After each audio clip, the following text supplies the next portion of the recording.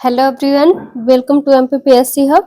आज हम देख रहे हैं जीएस पेपर फर्स्ट का ही राजपूत युग ही चल रहा है। ठीक है, इसमें सोलंकी वंश आज हम देखेंगे।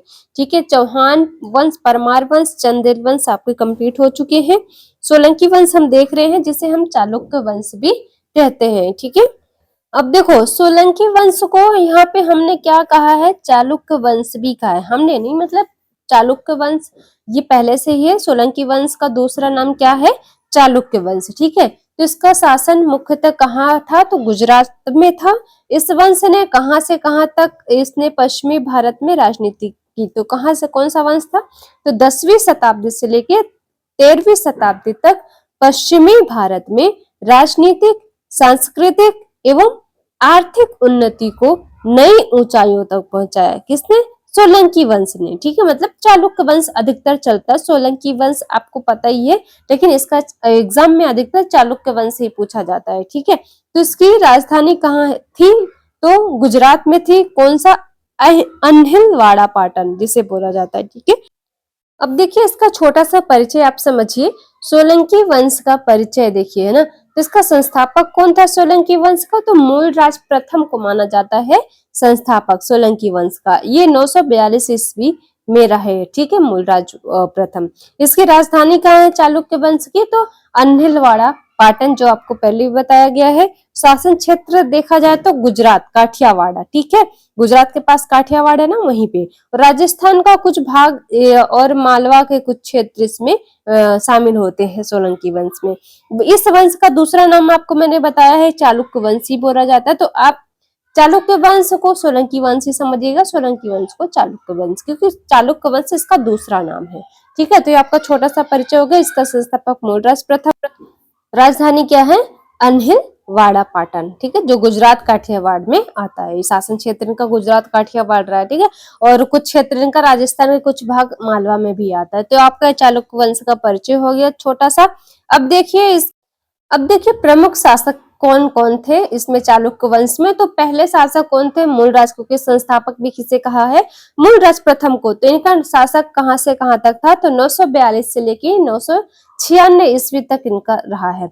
सोलंकी वंश का संस्थापक चावड़ा वंश को पराजित कर सत्ता स्थापित की। ठीक है, तो मूलराज का ये प्रथम कौन है, सोलंकी वंश के संस्थापक हो गए। ठीक है, चावड़ा वंश को पराजित करके इन्हें सत्ता स्थापित की थी और गुजरात में सोलंकी शक्ति की नींव रखी थी। कहाँ पे, गुजरात में सोलंकी शक्ति की नींव रखी थी। तो आप ये समझिएगा, प्रमुख शासक मूलराज ने ही यहाँ संस्थापक थे, एक तरह से सत्ता स्थापित की और गुजरात में सोलंकी शक्ति की नींव रखी। ठीक है, अब देखिए दूसरे शासक कौन है, तो भीमदेव प्रथम। पहले आपके कौन थे, आपके पहले कौन थे शासक, मूलराज प्रथम थे। अब सेकंड किसका शासक की बारी आई, तो भीमदेव प्रथम आए। ठीक है, तो अब यहाँ पे 1022 ईस्वी से लेके 1064 ईस्वी तक भीमदेव का शासन काल रहा।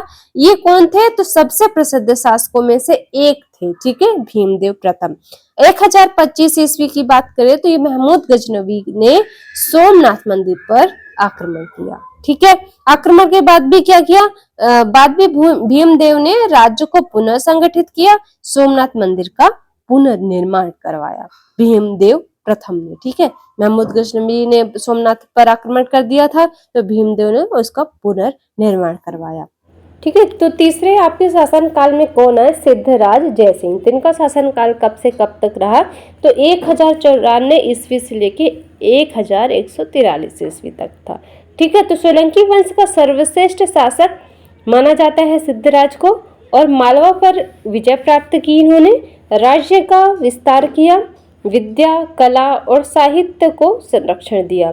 उनके दरबार में प्रसिद्ध जैन विद्वान माने जाए तो किसको माना जाता है, तो हेमचंद्र को।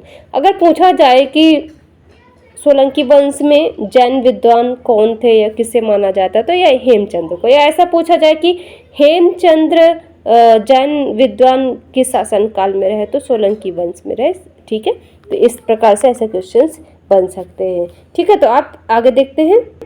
इसके बाद कुमारपाल का शासनकाल आता है। तो इनका शासनकाल कब से कब तक रहा? तो 1100 ईस्वी से लेकर 1143 ईस्वी से लेकर के 1172 ईस्वी तक। तो सोलंकी वंश का ये स्वर्ण काल माना गया है। किसको? कुमारपाल शासनकाल को। यहाँ पे क्या है? स्वर्ण काल। अगर बोला जाए स्वर्ण काल वंश कहाँ किस वंश को माना गया, तो सोलंकी वंश को ही माना गया। ठीक है, और किस शासनकाल में? तो कुमारपाल शासनकाल में। ठीक है, इन्होंने क्या किया? जैन धर्म का संरक्षण किया है। हेमचंद्र के प्रभाव में जैन धर्म अपनाया इन्होंने। ठीक है, हेमचंद्र क्या थे? अभी आपके तो विद्वान शासक थे ना, तो इनके प्रभाव में आके जैन धर्म अपनाया और अनेक मंदिरों और धर्म स्थलों का निर्माण कराया, प्रशासन और न्याय व्यवस्था को सुदृढ़ किया। तो ये कुमारपाल का शासन काल स्वर्ण काल समझो इसको, है ना। इसके बाद कौन है? तो भीमदेव द्वितीय। ठीक है, तो भीमदेव द्वितीय ने इनके समय में क्या क्या? तुर्क आक्रमण बढ़े थे भीमदेव के टाइम पे, और वंश की शक्ति कमजोर होने लगी थी। तो यहाँ से समझ लीजिए ये सोलंकी वंश समाप्त हो गया था। अब चालुक्य वंश की प्रशासनिक व्यवस्था देखा जाए तो राजा क्या होते थे? सर्वोच्च शासक होते थे, और राज्य को विभिन्न प्रशासनिक इकाइयों में बांटा गया था। मंत्रिपरिषद शासन में सहायता करती थी और स्थानीय प्रशासन को पर्याप्त अधिकार प्राप्त थे। तो इनका प्रशासनिक व्यवस्था इस प्रकार रहा है। ठीक है, तो सर्वोच्च शासक रहे राज्य का, मंत्रिपरिषद शासन में सहायता करती थी। इस प्रकार से इनका शासनकाल रहा। सांस्कृतिक योगदान देखा जाए सोलंकी वंश का, तो स्थापत्य कला, जो कि सोलंकी काल को गुजरात की स्थापत्य कला का स्वर्ण युग कहा जाता है। ठीक है, सांस्कृतिक योगदान इनके देखो कौन कौन से थे सांस्कृतिक में। तो देखिए प्रमुख निर्माण कौन कौन से कराए ना, तो मोढेरा सूर्य मंदिर। ठीक है, सूर्य देव को समर्पित है, उत्कृष्ट नागर शैली का उदाहरण है ये। ठीक है, ये मोढेरा सूर्य मंदिर और सूर्य देव को समर्पित है, उत्कृष्ट नागर शैली का ये उदाहरण है। अब देखो रानी की वाव और रानी उदयमती द्वारा निर्मित है। ठीक है, यूनेस्को विश्व धरोहर स्थल है ये। और सेकेंड इसका पॉइंट आ जाएगा सोमनाथ मंदिर का निर्माण कराया था, जो कि पुनर्निर्माण में सोलंकी शासकों का योगदान रहा। ठीक है, सोमनाथ मंदिर बनवाया था, ये पुनर्निर्माण करवाया था सोलंकी शासकों ने। तो ये रानी का वाव और यूनेस्को विश्व धरोहर रानी उदयमती द्वारा निर्मित है ये, और ये पुनर्निर्माण सोलंकी शासकों का योगदान रहा है। अब साहित्य की बात करें तो हेमचंद्र ने अनेक ग्रंथों की रचना की है। ठीक है, तो कौन से यहाँ पे देखा जाए तो संस्कृत, प्राकृत और अपभ्रंश साहित्य का विकास हुआ यहाँ पे, है ना। हेमचंद्र के थोड़ी ग्रंथ की रचना जो की है ना, उनको आप थोड़ा सा ध्यान से और देख लेना, कभी कभी ऐसा पूछ लेता है, अधिकतर ऐसा होता नहीं है। अब चालुक्य वंश की आर्थिक स्थिति देखें तो कृषि क्या था? मुख्य व्यवसाय था इनका, और अरब देशों के साथ समुद्री व्यापार विकसित था।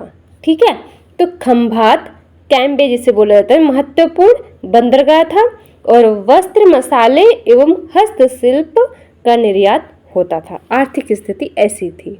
अब देखिए इनका पतन का कारण क्या रहा है, तो उत्तराधिकार संबंधी संघर्ष, सामंतों का बढ़ता प्रभाव, तुर्क आक्रमण, कमजोर उत्तराधिकारी, केंद्रीय सत्ता का कमजोर होना, ये इनके पतन के कारण है। अब 2 नंबर के क्वेश्चन की बात की जाए तो प्रश्न कैसे बनेगा? सोलंकी वंश की 2 प्रमुख उपलब्धियां लिखिए। तो आप इसको 2 नंबर के क्वेश्चन में 2 पॉइंट आप लिख दीजिए कि मोढेरा सूर्य मंदिर तथा रानी की वाव जैसे उत्कृष्ट स्थापत्य निर्माण किया था, और दूसरा पॉइंट आप लिखेंगे सिद्धराज जयसिंह एवं कुमारपाल के काल में साहित्य, कला और जैन धर्म का संरक्षण हुआ था। तो आपका ये 2 नंबर का क्वेश्चन रेडी हो जाएगा। ठीक है, तो सोलंकी वंश या चालुक्य वंश की 2 उपलब्धियां पूछ रहा है ना, 2 उपलब्धियां, ये बहुत इंपॉर्टेंट आप पॉइंट लिखिएगा कि मोढेरा सूर्य मंदिर और यहाँ पे रानी की वाव हो जाएगी, उत्कृष्ट स्थापत्य का निर्माण हो जाएगा, और कुमारपाल के काल में या जयसिंह के काल में क्या हुआ था? साहित्य, कला और जैन धर्म का संरक्षण हुआ था। ये कंप्लीट हो जाएगा आपका। तो इस तरह से 2 नंबर का क्वेश्चन आपका रेडी रहेगा। अब देखो लास्ट में क्या है, चालुक्य वंश से बोले या तो सोलंकी वंश, तो इसका निष्कर्ष क्या लिखिएगा कि सोलंकी वंश ने गुजरात को राजनीतिक स्थिरता और आर्थिक समृद्धि तथा स्थापत्य कला की महान विरासत प्रदान की, और मोढेरा सूर्य मंदिर और रानी की वाव मतलब बावली जो थी, ठीक है, इसकी सांस्कृतिक उपलब्धियों के श्रेष्ठ उदाहरण है। बस इतना। ठीक है। तो आपका यहाँ पे सोलंकी वंश भी कंप्लीट होता है।